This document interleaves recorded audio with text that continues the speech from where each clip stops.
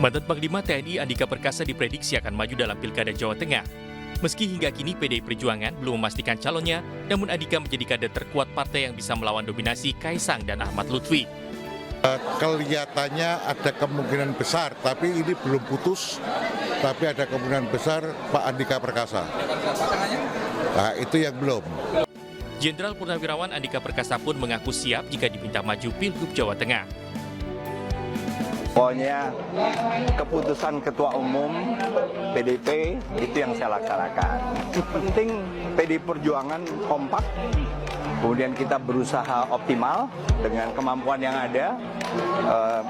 Karena kemampuan yang ada kan pasti bervariasi di masing-masing kota, kabupaten, provinsi. Meski belum mendapat rekomendasi partai, namun baliho Andika Perkasa bisa ditemukan di sejumlah titik di Semarang. Baliho bertuliskan Banteng Perkasa, seolah-olah menjadi sinyal majunya Andika di kontestasi Pilkada Jawa Tengah. Tim Liputan iNews melaporkan.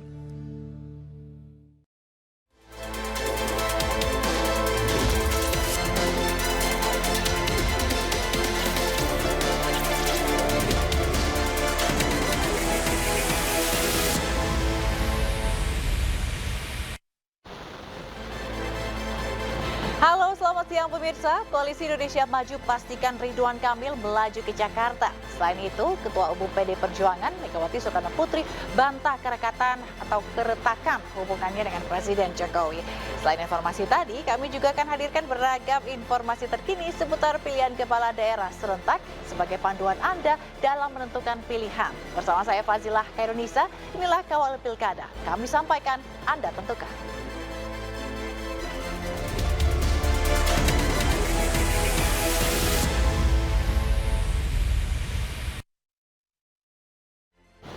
Perpecahan antara PKB dengan PBNU semakin memanas. Mantan Sekjen PKB, Lukman Edy, dilaporkan atas dugaan pencemaran nama baik dan ujaran kebencian.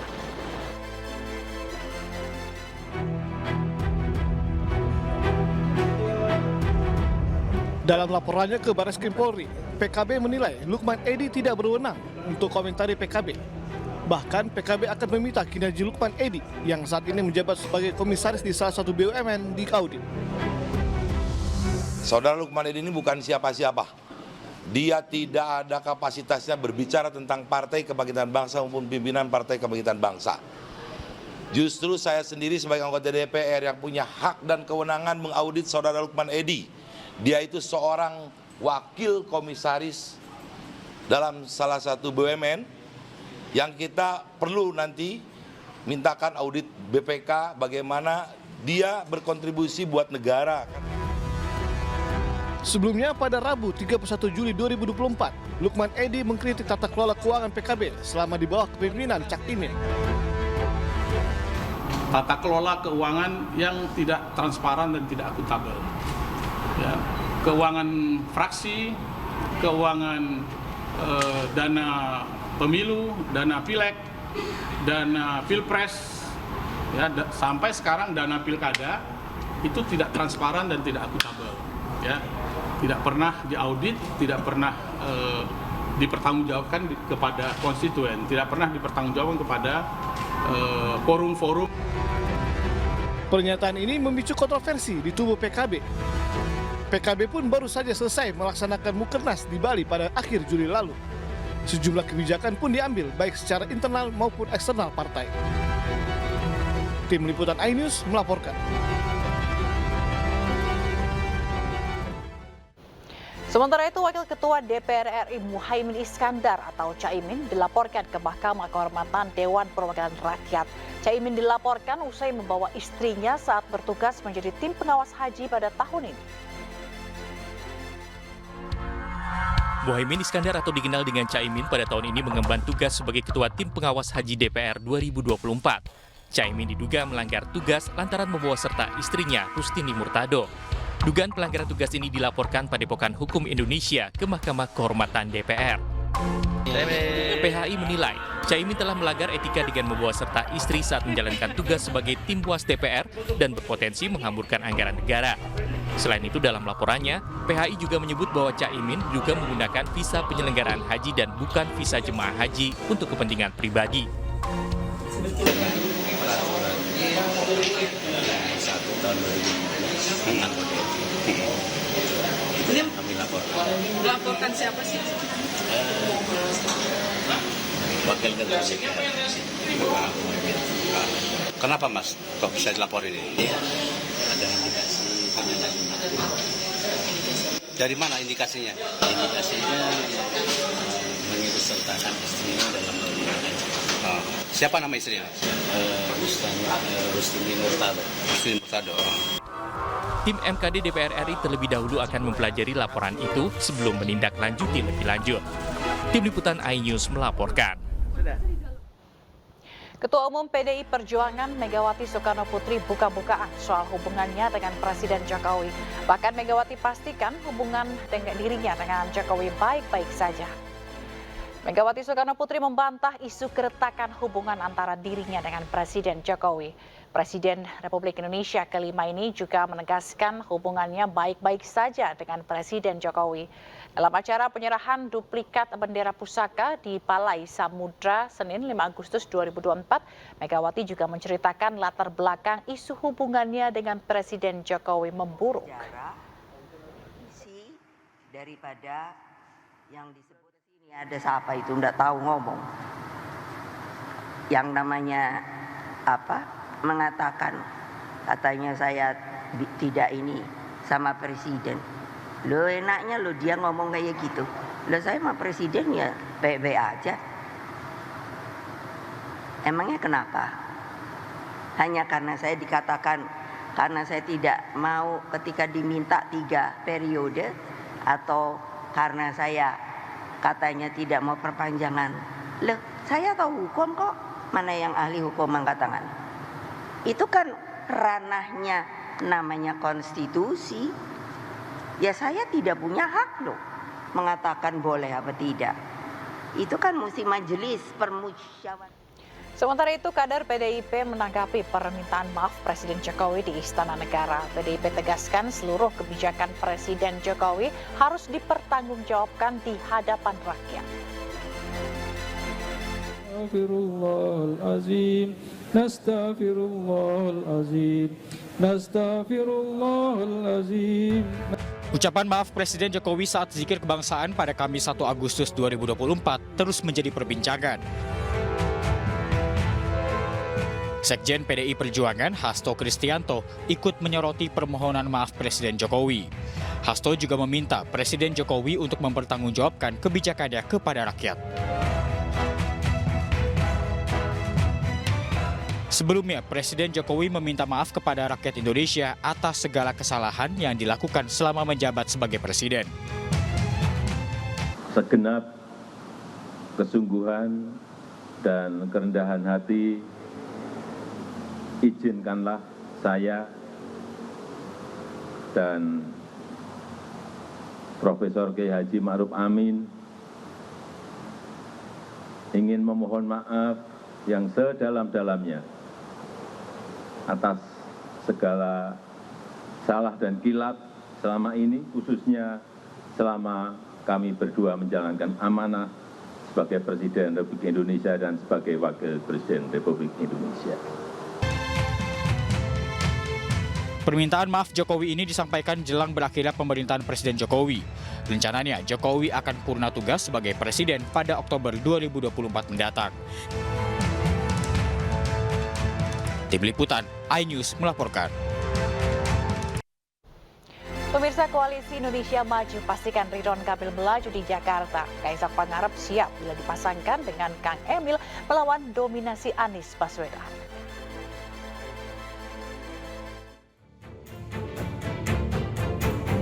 Peluang Ridwan Kamil maju di Pilgub Jakarta semakin lebar. Koalisi Indonesia Maju dipastikan akan mengusung Kang Emil dalam gelaran Pilkada Jakarta mendatang. Ya, insya Allah di Kimplas sudah muncul satu nama, yaitu Ridwan Kamil untuk Pilkada DKI Jakarta. Untuk wakilnya masih dibicarakan atau gimana? Untuk wakilnya nanti mungkin sehari 2 hari kita akan sampaikan ke media. Senada dengan Gerindra, Partai Golkar juga pastikan Ridwan Kamil OTW Jakarta. Kenapa? Pilkada DKI on the way kan? Pak, pertimbangan Golkar melepas jabat gimana Pak? Kenapa? On the way to DKI. Sementara Ketua Umum PSI Kaisang Pangarep menyatakan kesiapannya untuk maju dalam Pilkada Jakarta. Kalau saya pribadi diminta untuk bisa nanti oleh masyarakat untuk maju ke Pilkada, melawan Pak Anies saya berani, melawan Pak Ridwan Kamil pun saya berani. Hingga kini, kontestasi Pilkada di Jakarta masih dirajai oleh 3 tokoh utama. Ridwan Kamil pun diprediksi bisa menjadi kuda hitam melawan dominasi Anies Baswedan dan Basuki Cahayapurnama atau Ahok. Tim Liputan iNews melaporkan. Sementara itu, langkah Anies maju dalam Pilkada Jakarta terancam lantaran hingga kini baru PKS yang menyatakan dukungannya. Sementara Nasdem memberi sinyal untuk pecah kongsi dengan Anies.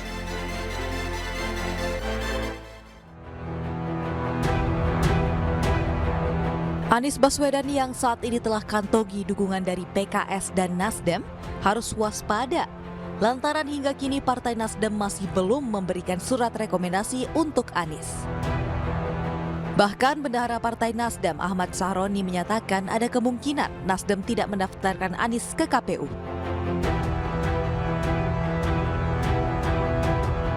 Selain Nasdem, Anies Baswedan telah mendapatkan dukungan dari PKS. Namun, PKS memberikan syarat hanya akan dukung Anies bila maju dengan Sohibul Iman.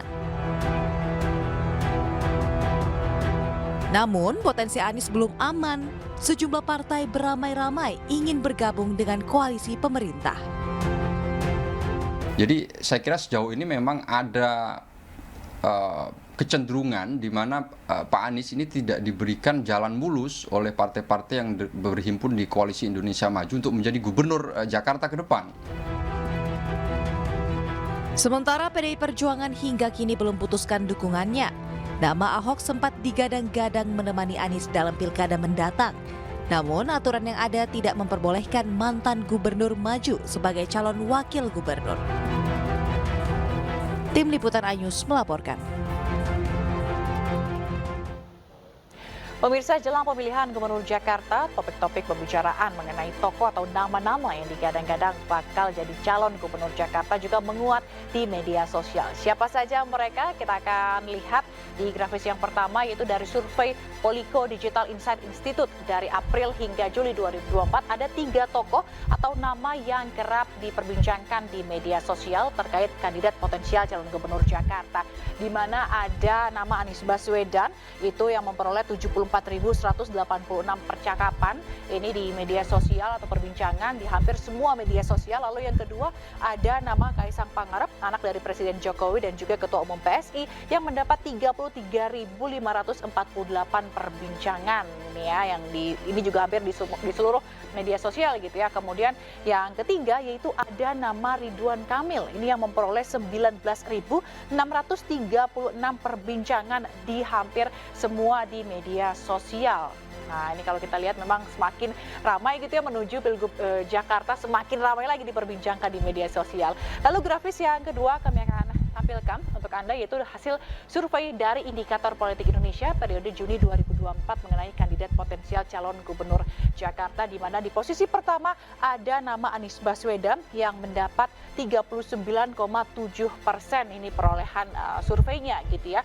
Lalu ada nama Basuki Cahayapurnama atau Ahok di 23,8%, ini cukup jauh ya pemirsa angkanya begitu. Dan yang ketiga ada nama Ridwan Kamil, ini yang memperoleh 13,1%, di mana ini juga jauh di atas Anies dan juga Ahok. Dan saat ini memang Anies Baswedan juga masih didukung oleh Nasdem dan PKS, sementara Ridwan Kamil ini akan didukung oleh Koalisi Indonesia Maju atau KIM. Dan kemungkinan kata politik di Pilgub Jakarta juga masih akan berubah. Isu kuatnya dukungan ke salah satu calon dengan poros baru Kim Plus ini juga terus menguat. Dan kita akan nantikan bersama bagaimana pertarungan di Pilgub Jakarta nanti. Sementara PDI Perjuangan juga sampai saat ini belum menentukan siapa calonnya. Kira-kira siapa? Apakah peta politik juga akan berubah gitu ya? Lalu yang berikutnya ini masih mengenai kandidat potensial. Kalau misalnya kita lihat di beberapa survei sebelumnya, nama Ridwan Kamil selalu di posisi terakhir gitu atau di bawah. Namun ternyata Ridwan Kamil tidak selalu di bawah begitu. Dan kali ini dari survei Lembaga Survei Jakarta periode 8 hingga 15 Januari 2024, Ridwan Kamil justru menempati posisi teratas dengan perolehan 23,4%. Disusul dengan Menteri Sosial Tri Risma hari ini di 19,2%. Ini lalu ada nama justru Anies Baswedan di Januari ya, di awal survei ini mendapat posisi ketiga dengan perolehan 18,4%. Lalu di posisi keempat ini ada Ahok atau Basuki Cahayapurnama dengan 8,7% gitu. Jadi memang ini perolehan dari hasil survei di pada bulan bulan Januari lalu gitu ya. Nah, itu dia tadi pemirsa hasil survei dari periode Januari hingga Juli 2024. Kita akan sama-sama menantikan bagaimana pertarungan di Pilgub Jakarta yang sepertinya semakin memanas. Kita akan sama-sama nantikan bersama. Dan informasi selanjutnya pemirsa, sinyal partai pendukung Anies Baswedan akan bergabung ke koalisi pemerintah terlihat dalam acara Mukernas PKB. PKS dan PKB melempar kode kepada Gerindra untuk diajak masuk dalam koalisi pemerintah. Dapat presiden terpilih, nah itu dari partai Gerindra. Maka berikanlah untuk DKI, untuk PKS, Pak. Rayuan ini dilontarkan oleh PKS dalam acara Mukernas PKB. PKS juga memberi kode untuk diajak bergabung dengan koalisi pemerintah. Oleh karena itu, saya kira untuk Pak Dasko khususnya dan Gerindra, ajak-ajaklah PKS.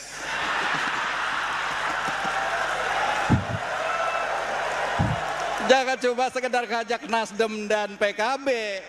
PKS ditinggalkan sendirian. Makanya di Bang Surya, Gus Ami ini juga rupanya takut. Makanya tempat duduk saya dipisahkan sebelah sana. Kode dari PKS ini langsung disambut oleh PKB. Terima kasih atas ajakan Pak Dasko. Semua siap bersama-sama Pak Dasko dan Pak Prabowo di masa yang akan datang. PKS don't worry. Saya juga ikut mendaftarkan, ajak juga PKS Pak Dasko untuk bareng-bareng. Dan semua kekuatan bangsa untuk bersama-sama menata Indonesia yang sedang di persimpangan jalan. Sebelumnya Partai Gerindra juga merayu PKB untuk bergabung di pemerintahan. Pemirsa, Wakil Presiden terpilih Gibran Rakabuming Raka mengecek uji coba makan bergizi gratis di Sekolah Dasar Negeri 4 Tangerang, Banten. Sementara itu, masyarakat dan ASN di Tangerang mengumpulkan ribuan telur yang akan dibagikan kepada anak dari warga kurang mampu. Dan informasi ini sekaligus menutup Kawal Pilkada hari ini. Saya Fazilah Kairunisa dan kerabat kerja yang bertugas pamit undur diri. Kawal Pilkada kami sampaikan, Anda tentukan. Terima kasih dan sampai jumpa.